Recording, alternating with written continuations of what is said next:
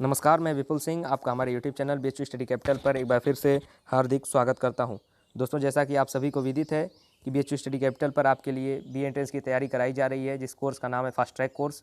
और वो कोर्स बिल्कुल फ्री है, ये बार बार हम आपको सूचित करते हैं। इसलिए इन वीडियोज़ को ज़्यादा से ज़्यादा अपने दोस्तों तक भी शेयर कीजिए, ताकि वे भी इस फ्री कोर्स को ज्वाइन करके बीएचयू में एडमिशन प्राप्त कर सकें।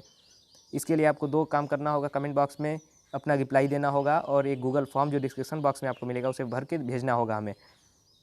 ये करने से आपको क्या होगा कि जो भी हम सब्जेक्ट मटेरियल आपको अवेलेबल कराएंगे, तो जो फॉर्म भरेंगे गूगल फॉर्म, उन्हें अवेलेबल कराया जाएगा, बाकी को वो चीज़ें अवेलेबल नहीं हो पाएंगी। इसलिए आपको गूगल फॉर्म भरना आवश्यक है। हमने आधुनिक भारत हम अपना सब्जेक्ट शुरू कर चुके हैं, तैयारी शुरू करा चुके हैं। आप प्लेलिस्ट में जाके वीडियोज़ देख सकते हैं। आधुनिक भारत इतिहास का पहला ओवरव्यू का वीडियो हमने दे चुका है आपको, और ये दूसरा वीडियो आपके लिए है, इसलिए पहला वीडियो देखने के लिए आप प्लेलिस्ट में जा सकते हैं। आइए शुरू करते हैं आज का वीडियो। महात्मा गांधी ने अपनी निम्न पुस्तकों में से किसमें ब्रिटिश पार्लियामेंट को बांझ और वेश्या कहा है? महात्मा गांधी ने अपनी निम्न पुस्तकों में से किसमें ब्रिटिश पार्लियामेंट को बांझ और वेश्या कहा है? सर्वोदय, या फिर आत्मकथा सत्य के प्रयोग, हिंद स्वराज, या फिर द स्टोरी ऑफ सत्याग्रही? तो इसका सही उत्तर होगा हिंद स्वराज। हिंद स्वराज में महात्मा गांधी ने ब्रिटिश पार्लियामेंट को बांझ और वेश्या कहा है। मैं बार बार आपको कहता हूं कि आप प्रश्न को देखिए और ऑप्शन को देखिए, चौतरफा सोचने का विचार कीजिए, क्योंकि मैंने ये प्रश्न बोला और 4 पुस्तकों के नाम बोले। तो ये ध्यान दे लीजिए कि महात्मा गांधी की ये 4 पुस्तकें थी। आपसे पूछा जा सकता है कि हिंद स्वराज किसकी पुस्तक थी, तो महात्मा गांधी की। इसीलिए मैं कहता हूँ कि आँख कान सभी खुले रखिए। रंग भेद के कारण महात्मा गांधी को किस वर्ष दक्षिण अफ्रीका के रेलवे स्टेशन में प्रथम श्रेणी के रेल डिब्बे से सामान सहित बाहर फेंक दिया गया था? 1890 में, 1891 में, 1892 में, 1893 में? इसका सही उत्तर होगा 1893 में। 1893 में महात्मा गांधी को रंग भेद के कारण दक्षिण अफ्रीका के रेलवे स्टेशन से सामान सहित रेल के डिब्बे से बाहर फेंक दिया गया था। महात्मा गांधी ने निम्नलिखित में से किसे अपना राजनीतिक गुरु माना? बाल गंगाधर तिलक को, गोपाल कृष्ण गोखले को, दादा भाई नौरोजी को, B.R. अम्बेडकर को? इसका सही उत्तर होगा आपके लिए गोपाल कृष्ण गोखले। गोपाल कृष्ण गोखले को महात्मा गांधी जो है अपना राजनीतिक गुरु मानते थे। अब अगले प्रश्न को आप देखिए। महात्मा गांधी के साथ निम्न मुसलमानों में से किसने बाल गंगाधर तिलक की अर्थी उठाई थी? बाल गंगाधर तिलक की अर्थी उठाने वाला एक मुसलमान भी था। उस मुसलमान का क्या नाम था? शौकत अली, मोहम्मद अली, मौलाना A.K. आज़ाद, M.A. अंसारी? तो उसका सही उत्तर होगा शौकत अली। शौकत अली ने बाल गंगाधर तिलक की अर्थी उठाई थी। अब यही पूछा जा सकता है आपसे कि मैंने बाल गंगाधर तिलक की बात की, बाल गंगाधर तिलक के मृत्यु की बात की, तो उनकी मृत्यु कब हुई थी? इसी प्रकार से आपसे क्रॉस क्वेश्चन पूछे जा सकते हैं। तो उनकी मृत्यु जो है वो 1 अगस्त 1920 को हुई थी। अब आइए चलते हैं अगले प्रश्न पर। चौरी चौरा घटना कब हुई थी? चौरी चौरा घटना कब हुई थी? 3 मार्च 1922, 5 फरवरी 1922, 13 मार्च 1922, या फिर नहीं, ऊपर ऑप्शन गलत हो गया। 3 मार्च 1922, 5 मई 1922, 13 मार्च 1922, या फिर 5 फरवरी 1922? तो इसका सही उत्तर होगा 5 फरवरी 1922 को चौरी चौरा घटना हुई थी। सविनय अवज्ञा आंदोलन का मुख्य उद्देश्य क्या था? सविनय अवज्ञा आंदोलन जो महात्मा गांधी ने शुरू किया था, उसका मुख्य उद्देश्य क्या था? विंस्टन चर्चिल का प्रतिक्रियावादी उपागम, नमक कर के विरुद्ध, अगस्त कथन के विरुद्ध, या फिर गोलमेज सम्मेलन के विरुद्ध? तो इसका सही उत्तर है सविनय अवज्ञा आंदोलन जो है वो नमक कर जो था उसके विरुद्ध शुरू किया गया था। किस आंदोलनों के लिए महात्मा गांधी द्वारा करो या मारो का नारा दिया गया था? किस आंदोलन के लिए महात्मा गांधी द्वारा करो या मरो का नारा दिया गया था? पूर्ण स्वराज, भारत छोड़ो आंदोलन, दांडी मार्च, या फिर खिलाफत आंदोलन? तो इसमें आपके लिए सही उत्तर होगा भारत छोड़ो आंदोलन के लिए महात्मा गांधी ने करो या मरो का नारा दिया था। अब चलते हैं अगले प्रश्न की ओर। गांधी जी ने भारत छोड़ो आंदोलन कब शुरू किया था? 1940 में, 1942 में, 1945 में, 1946 में? तो भारत छोड़ो आंदोलन जो है 1942 में महात्मा गांधी ने शुरू किया था। अब चलते हैं जल्दी जल्दी अगले प्रश्नों की ओर। निम्नलिखित में से किसको लोकनायक के रूप में जाना जाता है?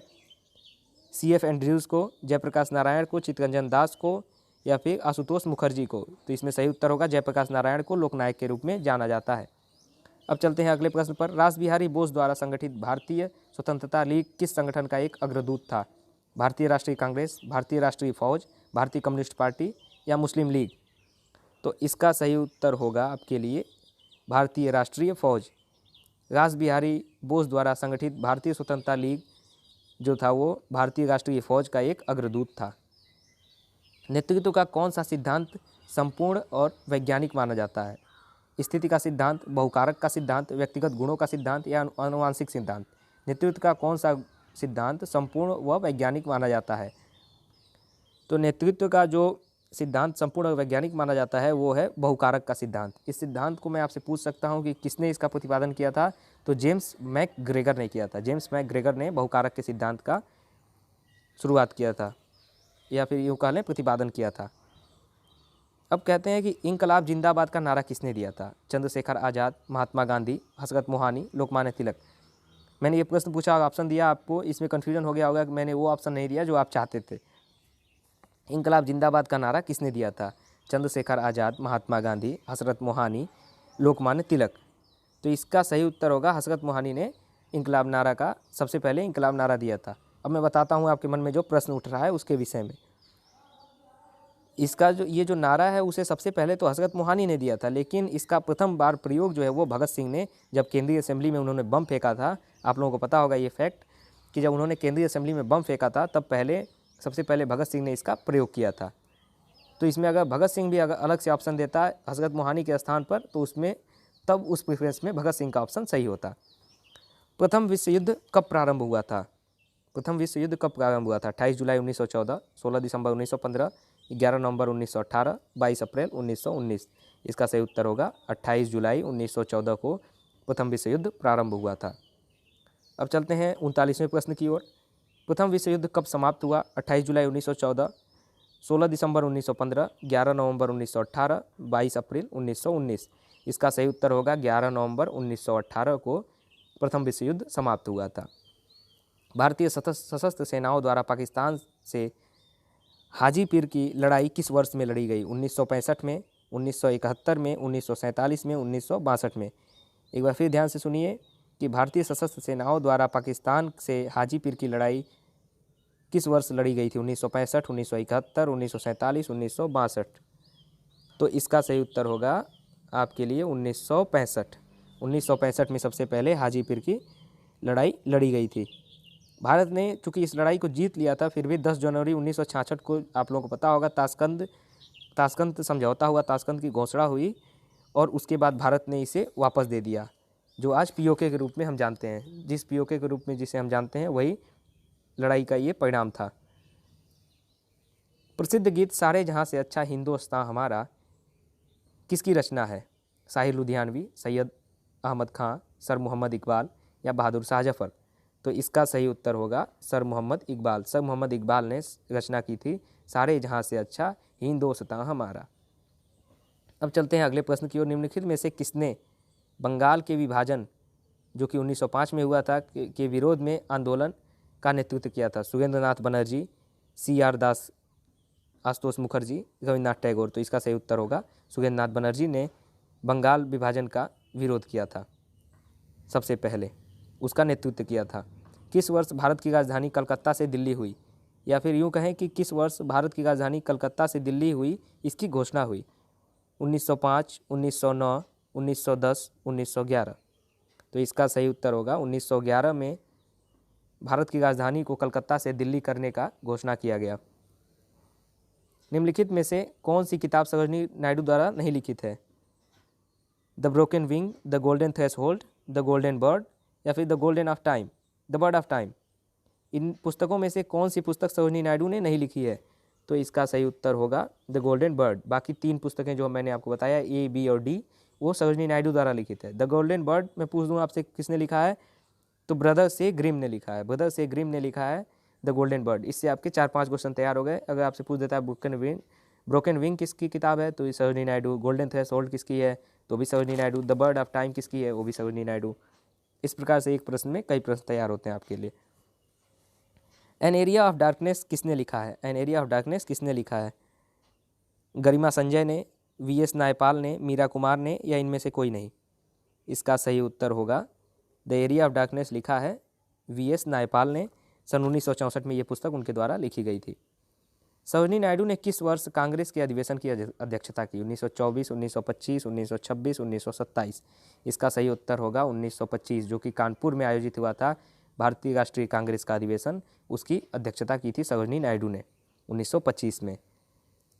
निम्नलिखित में से किसने हिंदू स्वराज पुस्तक लिखा है? बाल गंगाधर तिलक, महात्मा गांधी, गोपाल कृष्ण गोखले, एम.जी. गनाडे। इसका सही उत्तर होगा महात्मा गांधी ने हिंदू स्वराज लिखा है।